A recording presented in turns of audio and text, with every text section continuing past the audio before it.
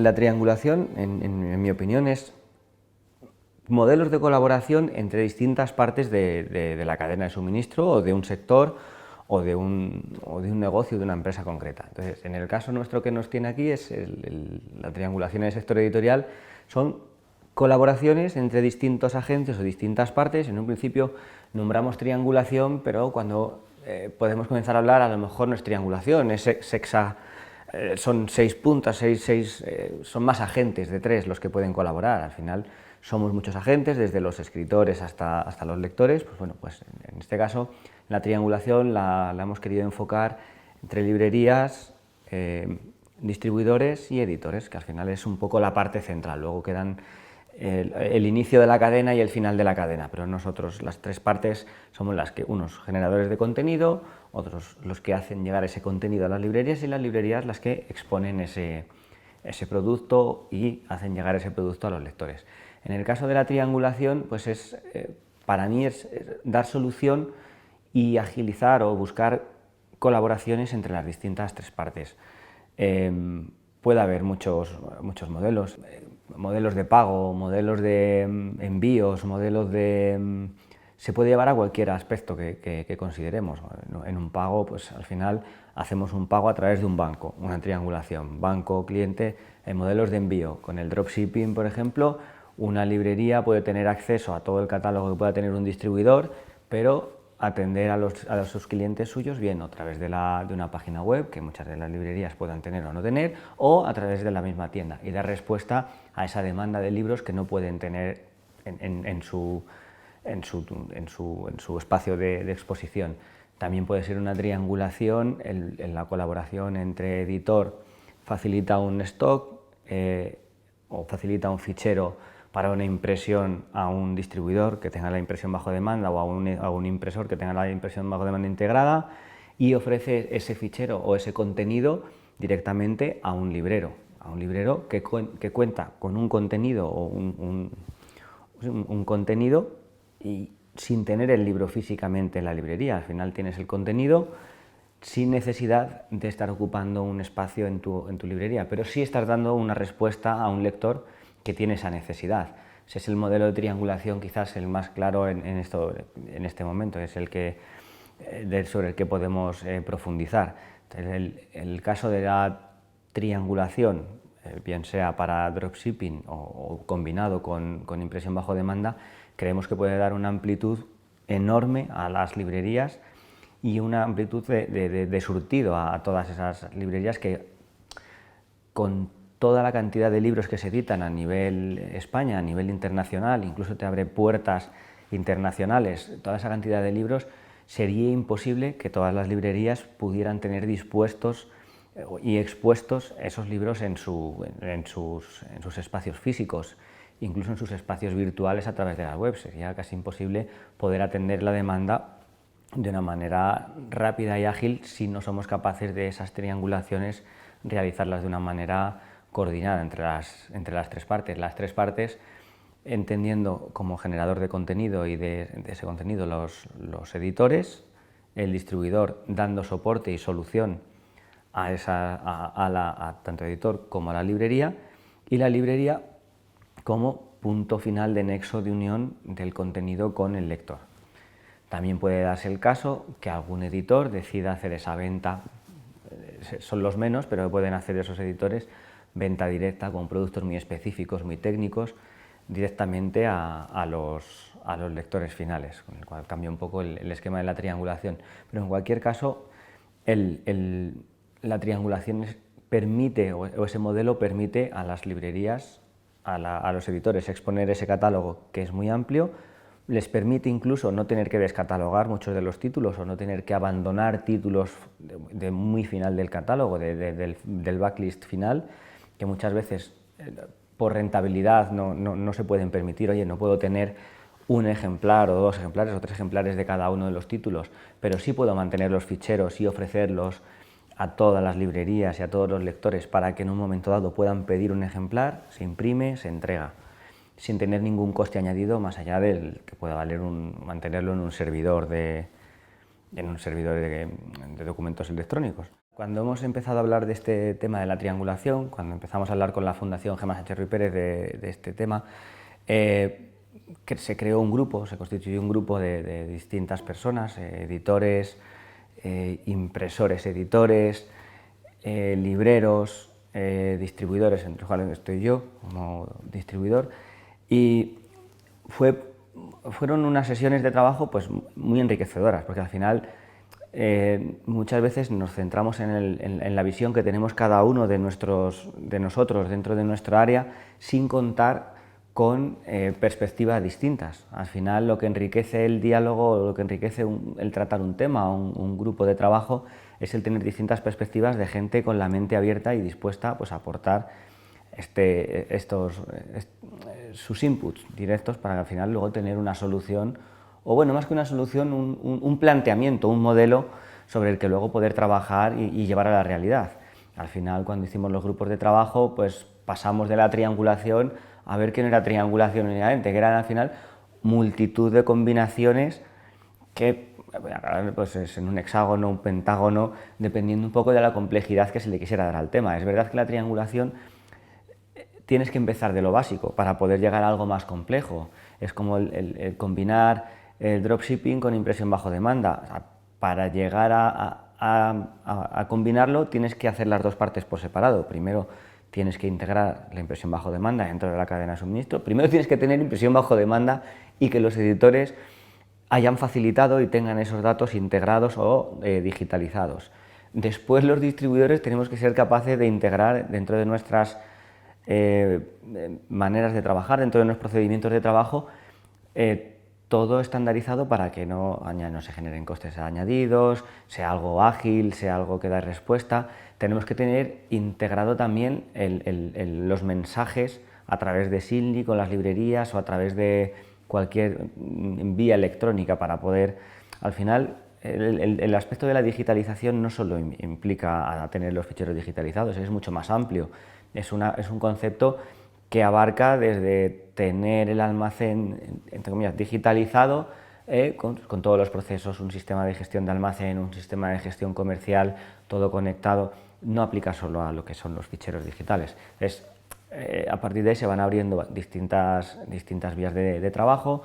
Los editores han facilitado esos ficheros de una manera digital. Los editores nos hemos adaptado para poder imprimir. Los impresores han adaptado también sus vías de comunicación con los distribuidores para poder trabajar de una manera ágil y de una manera sin tener que entrar en procedimientos manuales.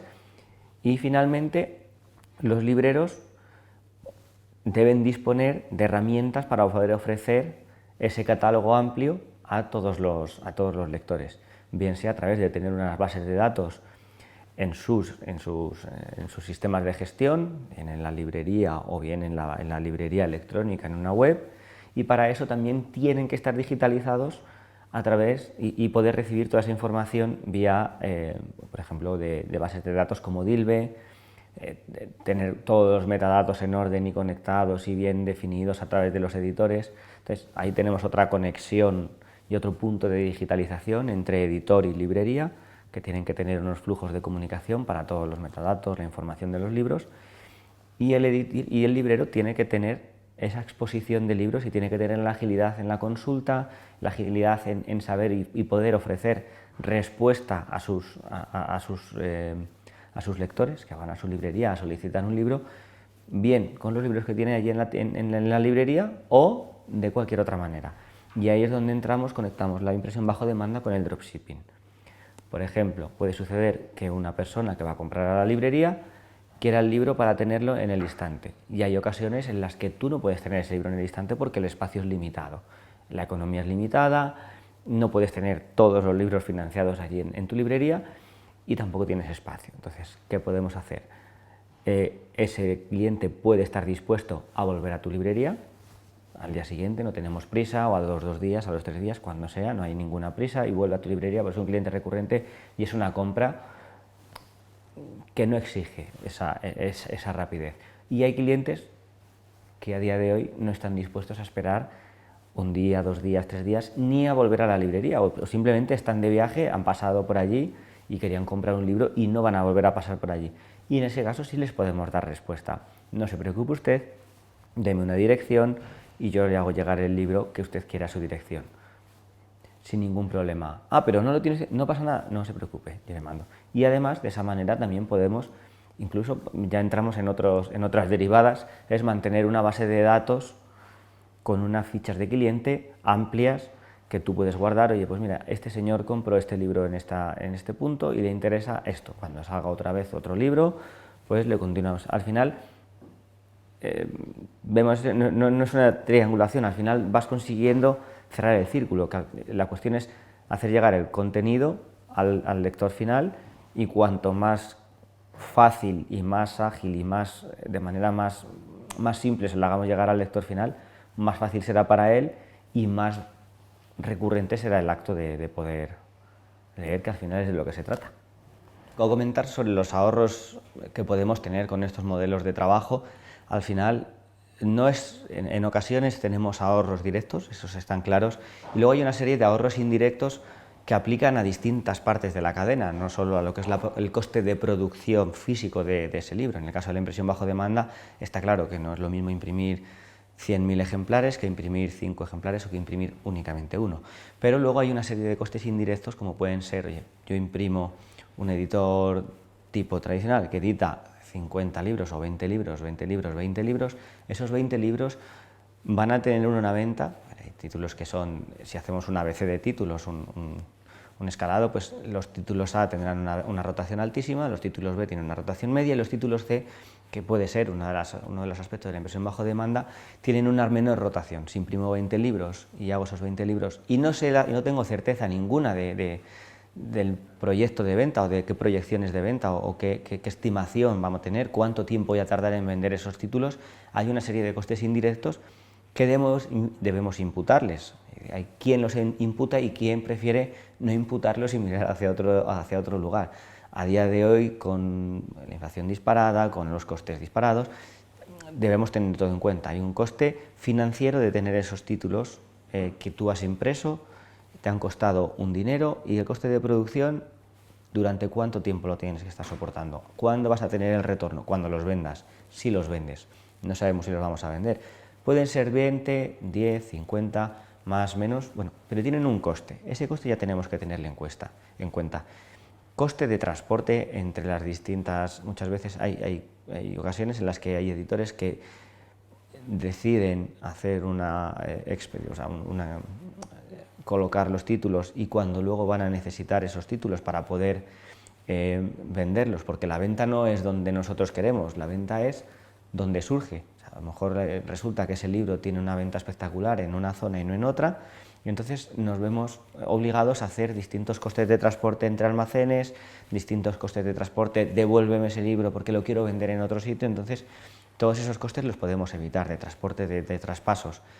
Coste de tener una persona, otro coste más, es coste de tener una persona controlando esos stocks. Controlando, muchas veces, no, si fulanito o menganito, él ya lo controla todo, claro. ¿Y si dedicas ese tiempo no a controlar stocks, que puede ser algo sumamente tedioso y no aporta valor, a realizar labores que sí aportan valor realmente? Este proceso nos lo podríamos, entre comillas, saltar y dedicar esa persona o esos recursos a la venta, a la edición, a otros procesos que sean internos o que sean externos, pero que te aporten más valor que estar controlando. Me falta un ejemplar, voy a imprimir uno, voy a imprimir dos. Luego, esa persona tiene que dar una orden de producción, imprime, tiene que recepcionar ese título, recepciona, colocar, vender, reexpedir al distribuidor. Con la impresión bajo demanda, si está integrada realmente en la cadena de suministro, si está integrada en lo que es la parte de la labor de un distribuidor, todo fluye. O sea, el librero pide el libro, se imprime, se incluye dentro de una caja en la que van otra multitud de libros y se le entrega al librero, sin que haya pasado ninguna mano ni ningún proceso manual en ese camino. Luego tenemos el coste indirecto de la devolución que puedan generar. Hemos impreso cientos de libros, los hemos mandado con una idea de potencial venta o de venta dudosa, no sabemos si va a funcionar o no, entonces quizás podríamos ser algo menos agresivo y más responder al mercado. También hay veces que los editores no se atreven a hacer una reimpresión porque no saben si esos títulos se van a vender. No es necesario estar con la duda o no estar con la duda, y mientras tanto puedes estar perdiendo ventas, que no es una ganancia de ventas, pero es una pérdida de oportunidades potenciales de venta. Más costes indirectos pueden ser el coste de almacenaje, de tener esos 5 títulos que comentábamos antes que tienen el coste financiero. Esos 5 títulos que tú tienes en tu almacén tienen también un coste de almacenaje, le debemos imputar la parte de coste que le corresponde. No, pero es que ya tengo el almacén pagado. Eso es una cuestión que nos repiten recurrentemente muchos de los editores. El almacén en mi ya lo tengo pagado. ¿Y ha pensado usted si esa parte de almacén o ese almacén lo dedicase a otra cosa, qué rentabilidad o qué retorno le puede dar? ¿Ha pensado en alquilar ese almacén que tiene usted para todas las reliquias? Porque hay muchas veces que son almacenes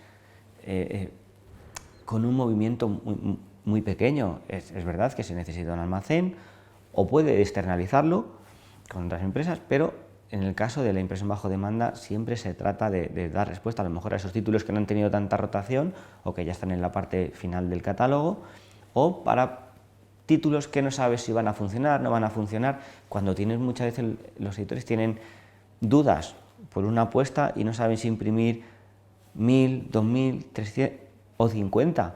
A lo mejor se puede empezar al revés, en vez de imprimir 1000 y ver cómo funciona, ahí tienes, oye, ha funcionado bien, somos capaces de reimprimir rápido, ya bien sea con impresión bajo demanda o con impresiones digitales rápidas o short runs, algo que te pueda dar.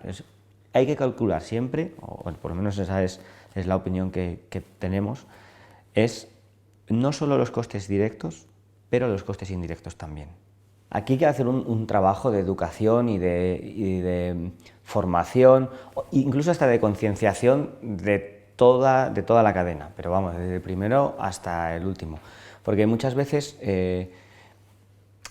no somos conscientes de las herramientas que tenemos entre mano, pero porque hay veces que las desdeñamos, o se desdeñan desde un principio. Oye, no se piensa, no lo tenemos mi opinión es que no se tienen interiorizadas esas herramientas.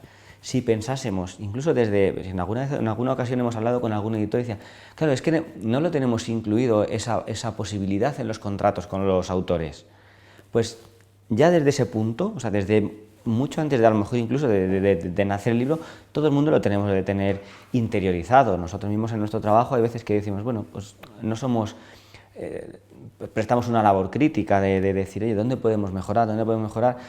Y a lo mejor hay veces que se nos están pasando las oportunidades. Es una cuestión de interiorizar que tenemos la herramienta de la impresión bajo demanda y que tenemos que utilizarla. O que primero que podemos y luego ya que tenemos, pero que seamos conscientes de que esa herramienta está ahí y que los editores, en el primer caso, porque deben, en este caso, el inicio de la cadena o de poner en valor ese proceso, debe ser una cuestión que parta de los editores. Luego hay responsabilidades que recaerán sobre las demás partes de la cadena, pero en el caso de la impresión bajo demanda, quien debe dar el primer paso es el dueño del contenido, el dueño, y el que además al final, el que hace la inversión y el que hace la apuesta por ese libro o que quiere continuar manteniendo ese long tail de catálogos. Al final, el editor debe de alguna manera interiorizar que tiene esa herramienta y que no es mejor ni peor, es una herramienta más dentro de la estrategia. Ahora puedo imprimir en offset, puedo imprimir en digital y puedo decidir tener esos libros en otro formato, que es un formato electrónico y que mañana se puede imprimir. Se puede imprimir en cualquiera de los formatos del mundo, tapa dura, tapa blanda, pero y luego puedo llegar al canal de la manera que yo lo estime. Ya, puedo imprimir para ir a través del distribuidor. En algunos casos hay editores muy específicos, muy técnicos, que tienen incluso su web de venta directa y lo pueden vender a través de ahí. Bueno, hay distintas maneras, pero lo primero que tenemos que hacer es interiorizarlo y tener conciencia de que tenemos esa herramienta para poder utilizarla. La formación es necesaria, pero puede venir por dos vías. Uno, la formación que uno quiera y se exige a sí mismo, que puede ser de una manera autónoma, o bien tú vas a buscarte tus cursos, o puede ser una formación que sea pautada y reglada para poder acceder a ciertas cuestiones. Oye, hay una capacitación, un carnet de conducir, un carnet de manipulador de alimentos. Quizás dentro de nuestro sector deberíamos ser reflexivos y tener una capacitación mínima, pero autoexigida, ya por nosotros y por el bien. Y también que sea recurrente, que no sea una cosa única de un one shot, una vez hago un curso y ya me capacito para siempre. No, tiene que ser algo recurrente. En mi opinión, es algo que nos haga esforzarnos y que nos haga a todos, de manera, oye, pues cada 2 o 3 años tengo que ir allí a hacer un curso de reciclaje para poder tener, pues en cualquier empresa tenemos cursos de riesgos laborales. ¿Por qué no vamos a hacer un curso de cómo funcionan los metadatos o cómo funciona? Es algo recurrente y que sea algo que nos capacite para trabajar. Quizás a lo mejor los distribuidores no tenemos por qué saber sobre cómo se edita, pero sí tener unos conocimientos básicos sobre los contratos de edición. O un librero no tiene por qué saber cómo funcionan unos contratos de transporte, que a lo mejor tenemos un distribuidor, ni cómo funciona un clasificador, pero sí tener ciertos conocimientos mínimos y cierto interés en poder hacerlo. Y como lo de antes, hay dos maneras: o bien surge de ti mismo, que tenemos gente muy inquieta y con una iniciativa tremenda para poder acudir o para poder ver o para poder formarse, y luego tenemos la otra parte de gente, bueno, yo hago mis cosas, lo hago lo mejor que puedo, pero no. Quizás esa parte, como cuando hemos estado en otras, en mi lado he tenido la ocasión de estar en Italia, en la fundación de Feltrinelli hace varios años. Pues ellos tienen allí pues una escuela, tienen una formación. Hace poco estuvimos en Readmagine y estuvo Mónica Kolb, que nos explicaba cómo lo hacían los libreros alemanes o el sector alemán. Me parecen iniciativas muy acertadas, de verdad. Oye, al final, si eso te puede dar acceso, incluso cuando hablaban de los fondos Next Generation, que no tenían, pues incluso ligar esas formaciones o ligar de alguna manera pues como un carnet, el carnet que hablábamos del carnet de conducir o el carnet de manipulador, para poder acceder o para poder, no limitativo, o que en caso de una cuestión competitiva te dé más puntos o te dé, no limitativo, sino a sumar. Oye, pues que no te quite, que no te corte de hacer algo, pero que sí te aporte un valor a la hora de presentarte a un concurso, a unos fondos o a una cuestión. Pues oye, yo he mostrado más interés, estoy formado, aporto más a este sector, que a lo mejor una persona que no ha querido formar, sino que no ha querido mostrar un interés. Entonces, oye, es ideal. Dentro de las herramientas o dentro de las cuestiones a valorar o de de las soluciones, porque nunca hay soluciones puntuales ni soluciones mágicas. Dentro de las cuestiones que valorábamos como soluciones dentro del grupo de trabajo estaba la formación y estaban también el uso de los metadatos o la mejora de los metadatos.